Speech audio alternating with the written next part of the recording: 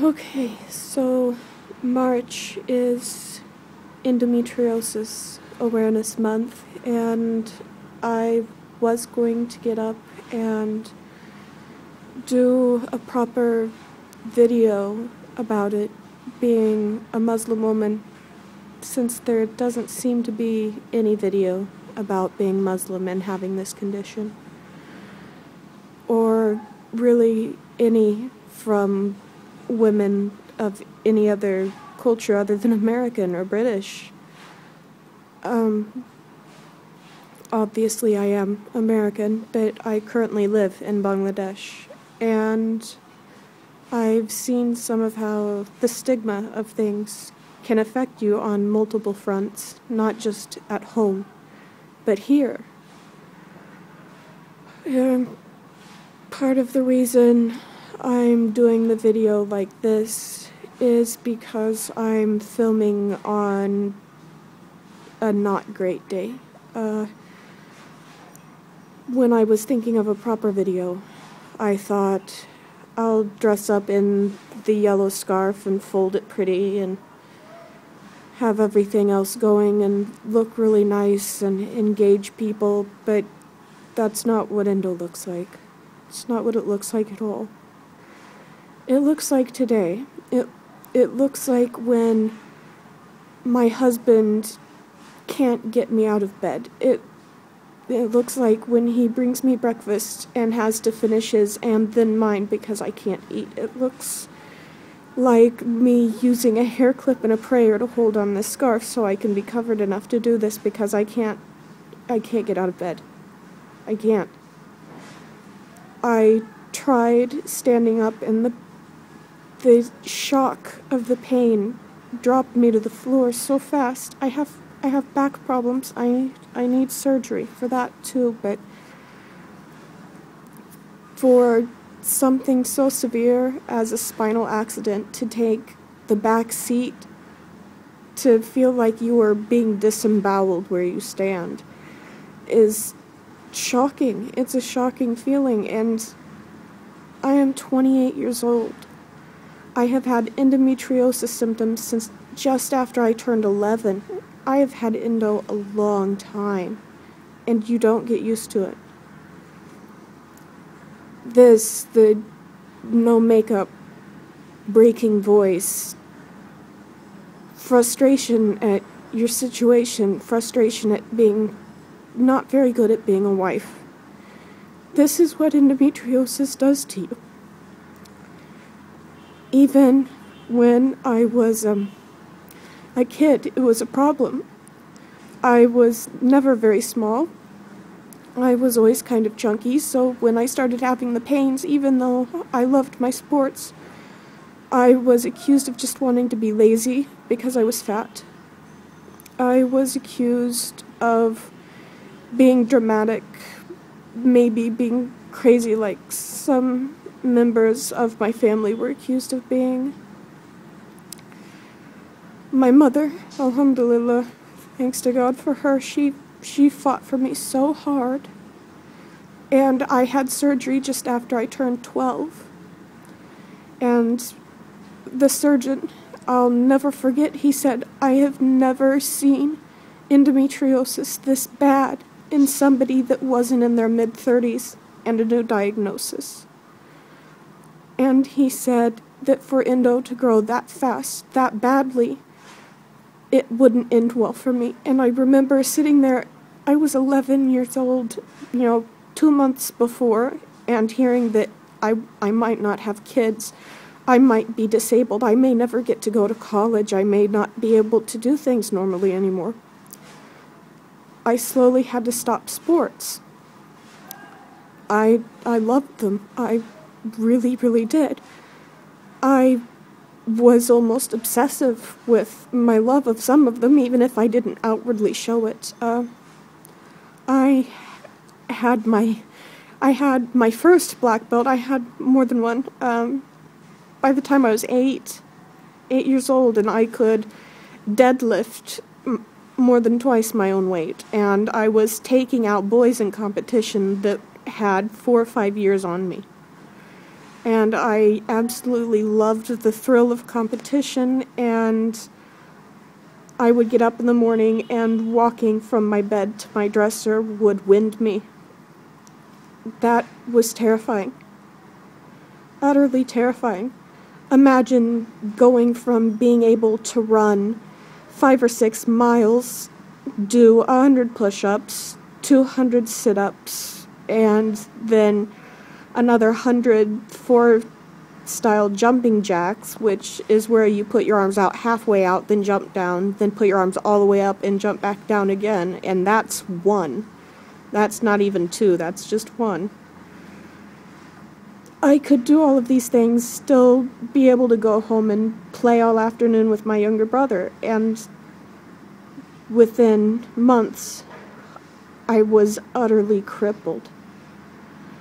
In school, I was not seen the same. I had to get used to being the only girl that had to be comfortable with having their period. All the other girls would be teased about their period, things like that, and suddenly, whenever I had mine, it was, the second it was found out, it wasn't just that my parents would bring me up new clothes. My mother would come and take me home, because she knew that by that next hour, I would not be able to function. When I was, just after I turned 13, I was taken to the emergency room. It's an experience that I'm sure other women have faced, but probably not in a children's hospital.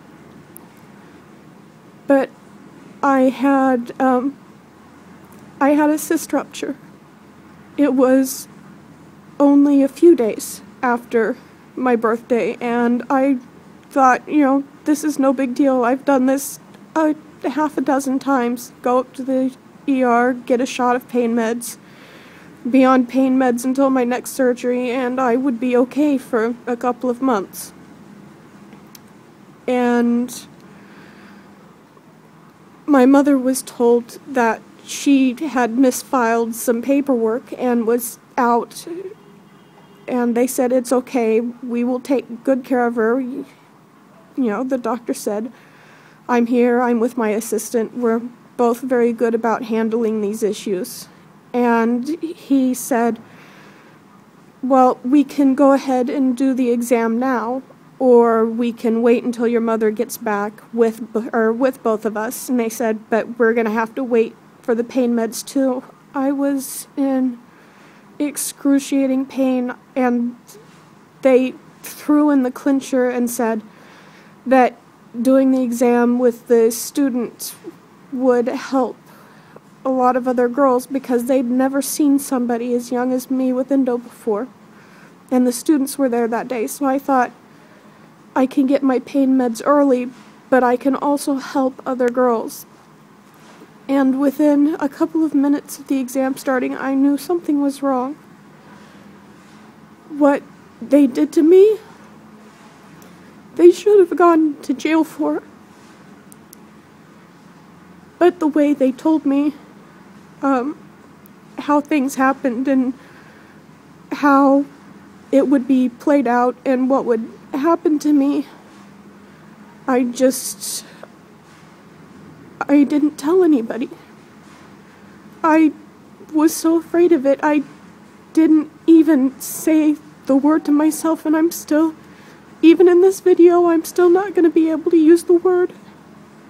I really tried just now to work up the ability to say the word, but I just can't. Just can't. And then I had another surgery, and the next year I was having pain again, and of course another surgery. Then when I was gone, we were just 14 years old, and all of my peers also 14, 13, 14. And they had started sex ed in the science classroom. And the teacher had decided, because of me, to introduce them to what endometriosis was. And when I came back from school, I was pulled from my classes that day, and I was expected to talk about my periods in front of all of my classmates. They didn't ask me permission first. They didn't give me an option. And they introduced the endometriosis alongside the STDs. So for over 2 years, my classmates thought that, they assumed that I was promiscuous, that I was out being, the school slut. And I'm sitting there, I was a virgin when I got married at 26. My husband has been my only, and I think a lot of my pain and even before I was a Muslim, I was afraid. And I think part of my identifying as more asexual for the longest time, even to some extent now, has to do with the endometriosis pain and from past trauma. But it could be genetic, I don't know. I'll never get the chance to know, will I? But I just had to deal with the pain all the time, just like this. It feels like something is trying to claw out of me all the time. And I'm laying here, and I know my husband will eventually see this.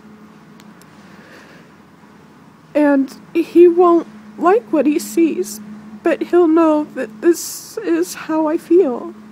And he'll recognize it because he sees it all the time. He doesn't get a choice. He sees it every day, no matter how much I hide it. Even at night, when he tries to hold me sometimes, if I have to turn in the night, he'll pull my leg over his hip, even if he knows it's not that comfortable for him, because the pain is so excruciating that if my pelvis and my leg aren't supported on something, I can't bear the pain. I can't even lay down like a normal human being to rest. I can barely sit up some days. There's a computer less than 2 feet away from me with a better camera, a better microphone. I can't even sit up to do that. This scarf, I don't even know if I've mentioned it. This thing is held on with a hair clip and a prayer because I can't get up to get the pins. I just pulled it off from my nightstand that's right behind this phone, and I'm just laying down talking about how miserable things are all the time. People are shocked when they hear that it's really that bad. I have had problems when I was very young because it got to a point where physicians would tell me, stop exaggerating. We know you're in pain. You don't have to mention it all the time. You don't have to say it all the time. Just tell us if you feel any better. And if I didn't say anything, they wouldn't do anything. If I said something, they'd get upset and say they were getting around to doing whatever it was they weren't actually getting ready to do. And that was always frustrating, being the whiny, crying child that had no pain tolerance, apparently. They would tell me that new surgeons, new doctors would see my reports and say, well, this doctor is really claiming that you have this much of a problem, but people your age don't have that problem. Then they do surgery, and oh my gosh, I had no idea. Yeah, you did. You had my file. It's no wonder I was messed up as a kid. I was alone by the time I was 13, 14 years old. My friends knew that I was going to be in too much pain all the time. I hardly ever got invited to go out doing things anymore. And I got so depressed after that it was in such a constant state that I couldn't snap out of the depression even when I was able to go out. To cope with it, I had started using a razor and cutting myself on bad pain days. And I was so bad that my mother discovered when I was 15 hundreds and hundreds of cuts all over my body that I'd hidden all year. Nobody noticed anything was wrong because I was always covering up because I felt bad all the time. They just assumed I just felt bad all the time because I really did. It was so easy for me to get by with self-destructive behavior that it's a miracle that I'm not a suicide statistic today. And don't think it's for lack of trying. I made an attempt more than once because of the pain alone. I would wake up and be in unbearable pain, and I wouldn't be thinking, my life is so bad, everything about my life is so bad. That I can understand some of that mindset, but usually that drives me harder. What would usually drive me to down pills or try to cut myself or things like that was, please, just anything. I just want something else to hurt worse than this pain in my abdomen. I just want something else to take my mind off of it for just a few minutes. And if I die with my pain worse somewhere else, then at least I had control of that. That was literally all it was. How meaningless would that have been? Think about the desperation it takes to want to have a death that meaningless. I'm not saying this for pity. I don't want it. If you want to pity me, don't. I'm not here for it. But if somebody tells you that they have cramps all the time, they're not ovulating, they're not menstruating at the time, they have cramps and it doesn't follow a specific pattern, don't tell them, well, you must just have a bad period. Yes, we do have a bad period. We have all the bad periods. All of them are bad. It's not just 1 or 2 or 10 or 20, it's every single frickin' one. Every time one of us has a cycle, it hurts. And sometimes we have cycle pains when it's not our cycle, and then come to find out at our next surgery that we did have a cycle. It just backwashed out from our uterus and through our fallopian tubes and grew all over our abdomen. It just, all the blood went into our body instead of out. That's the ultimate backwash. Our bodies can't even figure out how to menstruate properly. It's like, which tube do we push this out of? Oh, let's try the top one this time. It's not how it's supposed to go, but that's how it goes sometimes for us. I realize this is long and ranty, but this is the most real I can be about what it's like. And there's no way I can hide anything from you like this. I can't put on a smile and get my eyes to crinkle up. I can't put on the makeup to hide how tired I am. I can't keep the calm in my voice. I can't keep the pain out of my voice. I haven't taken pain meds, so this is just me. Right now, this is just me, and I live in a country where, speaking of stigmas across different countries, in the U.S., they had no problem giving me methadone or hydrocodone or oxycodone for when the pain was severe or when I was having surgery. Here, I'm lucky to get tramadol out of it, and pardon the language for this, but you might as well have somebody stand and piss in a fan. It's every bit as effective. Tramadol is like Tic Tacs for somebody like me. It's about that effective. I've seen people take Tylenol for a ruptured appendix that was more effective. It does nothing.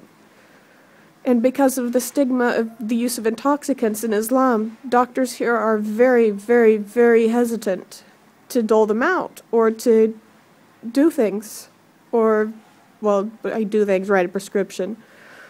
I can't even think straight enough to use the right words, which brain fog, another fun side effect that you're noticing. Uh, Luckily, I have an amazing husband who believes me and who sees this. And there are pharmacists here who see people like me who are in pain, and they don't ask for a prescription. They just see you, and they see in your eyes, and they know you're really in bad shape, and you can ask for something strong, and they'll give it to you. For somebody like me, I hate taking it, so I will self-moderate. There'll be weeks that I'll go without taking anything despite the pain, if the pain's doing okay, and by okay I mean I walk around hunched over like a grandma instead of being bedridden. I'll avoid taking anything stronger than an aspirin. But when it's days like this, I have taken Dilaudid today, twice, and I am still unable to get out of bed. I am unable to record the video like this on a computer that is 2 feet away. I can't sit up for a computer 2 feet away. Imagine being in pain like this at any age. Imagine being in pain like this right now. Now, imagine being in pain like this at the age of 11. Imagine having someone hurt you when you're 13 because you were an easy target because of it. Imagine being the classroom guinea pig, special spokesman for your disease, which is what they called it. It's a condition.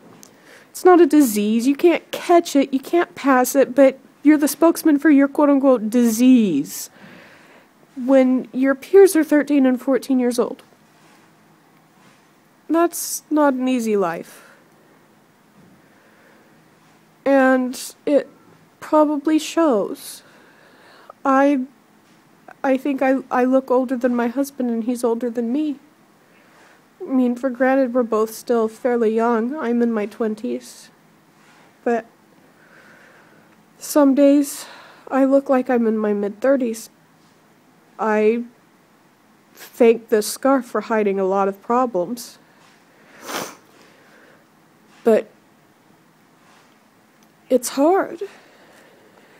Some of the only things that get me through are my husband, my online friends, and my religion. If you are religious, it's definitely a lifeline. It's something to hold on to. If you're not religious, then you have other things to hold on to, I'm sure. Everybody copes in their own way. And what works for me may not work for somebody else. What works for other people doesn't work for me. I can't expect them to hold on to what I do.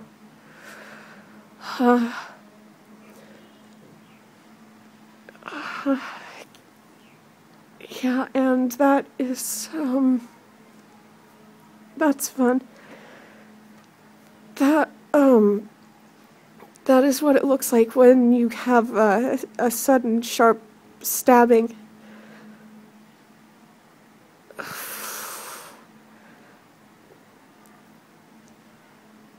As far as, I can't think. As far as endometriosis goes, what you've heard about is just my experience. Millions of other women have this. It's estimated at between 176 and 200 million women with this condition. I'm white. I'm your average American girl. I have it. Lots of American girls do. There are lots of girls in the UK with it. It doesn't matter what color you are. It doesn't matter what you believe in or don't believe in. It doesn't matter whether you think that, you know, soursop will cure every ill in the world and that there's a magic bean for everything, or if you are a believer in big pharma, and it doesn't care what side of the line you fall on. If you have endo, it's gonna suck. You know, everybody talks about supplements, this, that, have you tried this, have you tried that? Ask any woman with endometriosis, even if they are a naturalist, you ask them if they've tried something Big Pharma, they will give you a resounding yes. It doesn't matter how much of a naturalist you are. If somebody gives you a Big Pharma thing that says this may help, you jump on it. It's made a hypocrite out of most people once or twice, because things that we said we would never do, we've been desperate enough to try.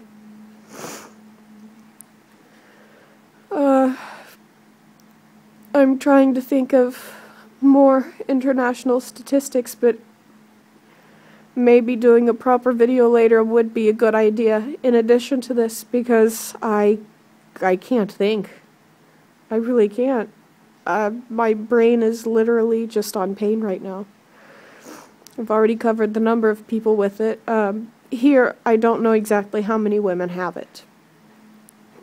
It seems like fewer women do, but there is, in the South Asian area, the subcontinent, has a lot of stigma on fertility and women. If a woman is perceived to perhaps not be able to have children, they are viewed as somehow less valuable, regardless of the fact that in Islam it's thought that at least one of the wives of the Prophet Muhammad had a wife maybe with endometriosis, because many of them today would possibly have been diagnosed with some kind of primary or secondary infertility, because many of them did not give birth. And many of them either didn't have any children at all, or could no longer have children and they were still young enough to have been able to produce children. So it's something that in our religion, women who have troubles or who have problems with conceiving are not seen negatively. And it even discusses in our religion unusual bleeding and things like that. It even talks about one of the wives of the Prophet who had problems where she would have unusual bleeding that wasn't part of her cycle, and she would still be allowed to do her prayer, and it was considered the blood of illness. And endometriosis is the blood of illness. We are sick. And Muslim women should be more proactive about coming out and saying, yes, I have this condition, because we are not underrepresented. Our religion gives us sanctuary in this regard. Our religion acknowledges that women can have these problems and still be just as good as anyone else. If a woman can have painful or unusual cycles and still be good enough to be a wife, a mother of the believers, then we're still just as valuable as everyone else. We just hurt a lot more. We just have to do things differently. So that's part of the reason I hold on to my faith here. But culture, unfortunately, is not the same as religion. And people will see a woman that may not be able to have children, and that woman may fear not being able to get married or not having any ability to care for herself. Thankfully, that's slowly changing, but it's still a problem. And it's a problem in pretty much every continent, I think. Women have issues with things like this, and considering the high rate of miscarriage, it's especially scary for women in Latin America. I read the other day that a woman had been in prison for years for having a miscarriage. I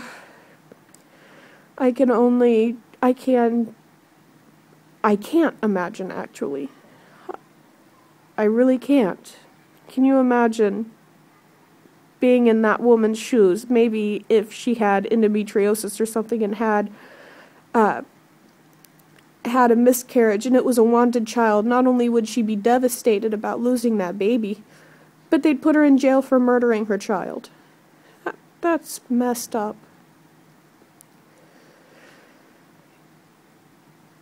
Endometriosis is a hard thing. It doesn't care who you are. If it's in your genes, which they're starting to think maybe it's genetic.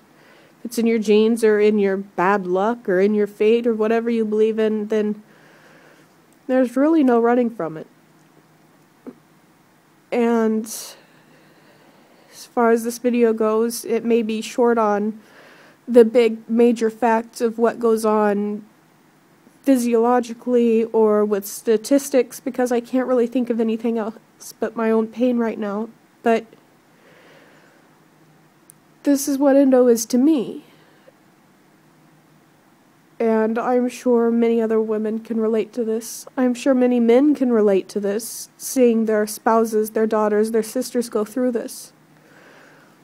Just remember that if you see someone who is hurting and who needs help, don't ignore them.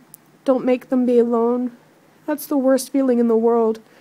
To see the world spinning on and acting like you're dead when you're still alive, to watch everyone move on, is one of the worst feelings in the world. One of the worst. So just don't forget people.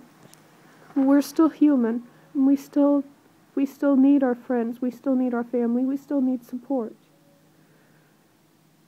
Women like Marilyn Monroe ended up dying from a lack of support. There are women that I see on Facebook sometimes just quit posting for a while, and I'll hear something later that this person has killed themselves, or this person has tried to kill themselves. It's horrifying, because you sit there thinking, oh wow, I can't believe somebody would do that, and then you have to stop yourself and think, I can absolutely believe that someone would do that. And you sit there and you can only think, I hope that I'm never that desperate. And it really is at that point only praying and hoping, because you just don't know. Because you might be someday.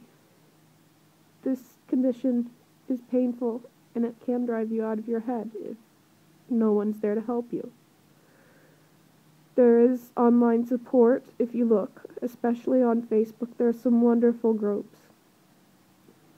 So just don't lose hope, and let's all just keep fighting together, raise awareness. Maybe someday we won't have to worry about this being the worst legacy in the world that we leave our daughters or granddaughters.